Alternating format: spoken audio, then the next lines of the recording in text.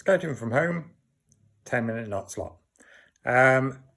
This week we're going to go back to basics, okay? Because I think if you get your basic knots done 100%, it makes the more advanced knots a lot easier later on, because you'll be using elements of the basic knots to form the advanced knots that we will be learning.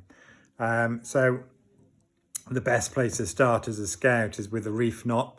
It's the knot that you see on the world membership badge is around the fleur-de-lis. You'll see the reef knot, and it's a fantastic little knot. Okay, it's probably the most commonly used knot out there. In this video, I'm going to show you tips for getting it right, and I'm also going to show you what happens when you get it wrong. Okay, so let me just turn it around. You've got to bear with me. I'm going to be gripping my phone between my knees, so hopefully it won't shake around too much. And right, so I've got my cord.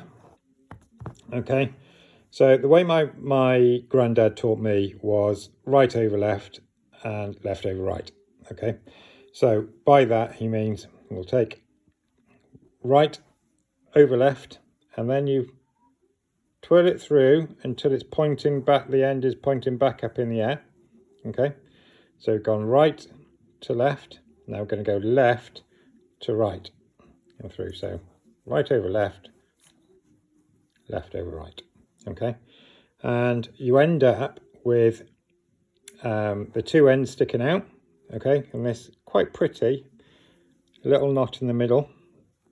Now when I said it was, if I put it that way up, there we go. If you imagine the fleur-de-lis in the middle, that's exactly how it is on the world badge that I was mentioning before. And the way of checking whether you've done it right is two ends facing the same way.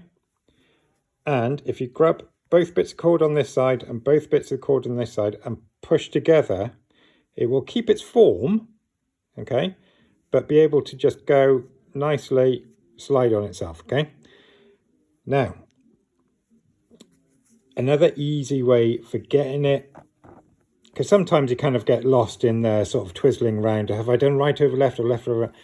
The easiest way I find, right, is if I grab this other cord. If you notice the blue bit, this end is going to do all the work, this end is going to do nothing whatsoever. It's just going to be a lazy piece of cord, right? So forget your left over right, right over left, just concentrate on one end and one end only. So that hard working end goes over the top and through, pointing to the top again, and then that hard working end is going to do even more work. He's going to go over the top for a second time and around and through.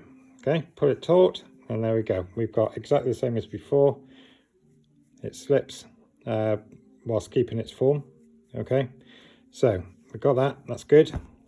Okay, what I'm going to show you now is what can most commonly go wrong is both ends do the work. Okay, so if I did a right over left, so right over left and through, and then right over left and through. Now this happens all the time to the best of us. Okay, you pull it together and you've got, if you hold on to these two and these two bits of cord and push together, it just goes all a little bit of a mess. Okay, and as much as you've messed up the reef knot, you have actually tied a named knot. This is called the granny knot. Okay, it's not what you're after. It's not one I'd advise you using, because it's not the best of knots. You know, it slips, it twists in its form as tension's put on it. It's not brilliant. Okay, so that's the granny knot. So we've done reef knot, granny knot. Okay, now I'm going to teach you a variation on tying the reef knot, which will get on to the next knot again. Okay, so we have got, if I double over one end like that and form what you call a bite, okay, with the other end I'm going to come up through the bite, around the back of both, and then back down through that bite and pull taut. What have I got? Two ends on top and a really nice little knot, which is a reef knot, okay, or square knot. Now, the reason I teach you this is because when I formed that bight, I made sure that that short cord was on top to do the reef knot. If I put it on the bottom, okay, do the same deal. It goes up through the bight, around the back, to the top, and back down through the bight again.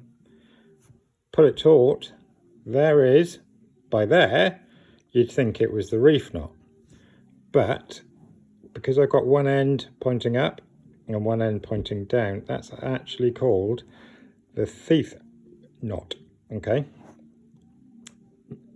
Reason why, I wouldn't say it's the best way of tying it. You need something that can compress to be able to expand back out for it to sort of hold well. And by this, let me see if I can just grab, yeah, I'll do this. And the reason for that it's called the thief knot is because, that's my wife knocking on the window then, asking me what I'm doing. If I put it round here, I'll make my bight facing downwards with that little bit. Okay, the sailors on the ships used to do this. And the common knot was the reef knot to tie up their belongings when they were docked and going to land. They'd tie up their belongings, wrap it up in a blanket and tie it with a reef knot, okay? But if they tied it with a thief knot, okay, so I've gone through the bight, around, and then back through the bight again. Okay, this is what I mean by I'd want to compress it first, and so it can expand, then it's okay, right? So there we go. Reason why the sailors used to do that was because they'd have two ends like that, okay? They could go to shore and they come back, and if they saw that someone had, they saw a reef knot on there, the common way of doing it, right? I can pull down nice and tight. Pull down nice and tight. I have both of the loose ends pointing upwards, and before they even opened up their belongings, they knew that someone had been in there because it had gone from the thief knot to the reef knot. Okay, so we've learned reef knot, done two ways, the granny knot, the thief knot, and now to finish the set, there's one called a grief knot. Okay, this is not, well, it does cause grief, but it's not called grief because it gives you grief.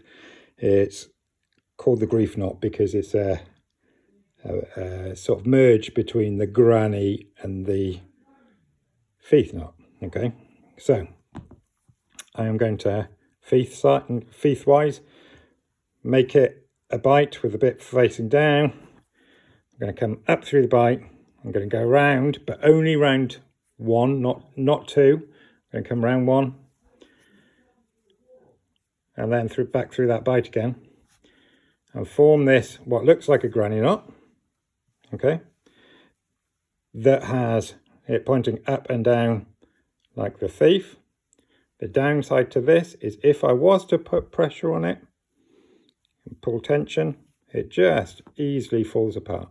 Okay, so there you go. There you have your tuition on the reef knot, what can go wrong, how to tie it, and its variations. The reef, the thief, the granny, and grief. And there we go. That's me done on that one. Thank you very much.